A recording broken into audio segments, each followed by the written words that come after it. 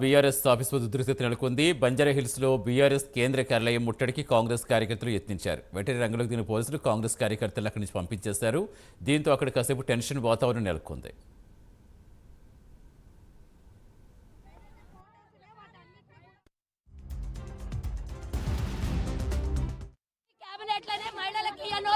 మీరు మహిళల్ని కించబరుస్తారా?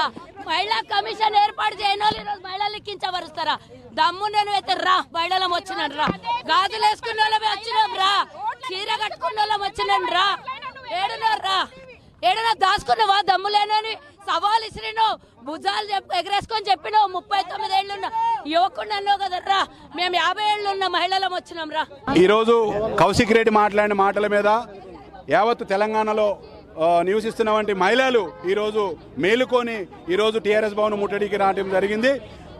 ఏదైతే కౌశిక్ రెడ్డి సీరా జాకెట్ అయితే ఏదైతే అన్నారో అది తెలంగాణ రాష్ట్ర మహిళలను అవమానపరిచినట్టే విధంగా మేము భావిస్తున్నాము. ఖచ్చితంగానే అవమానపరిచినట్టు. ఎందుకంటే లేడీస్ అంటేనే ఏదో పవిత్రంగా కట్టుకునే ఒక చీర, ఒక గాజులు వేసుకుంటారు. దాన్ని ఆయన వ్యతిరేకించి మాట్లాడటము చాలా సిగ్గుచేటుగా. ఎందుకంటే కౌశిక్ రెడ్డి స్టాండే కాంగ్రెస్ పార్టీ.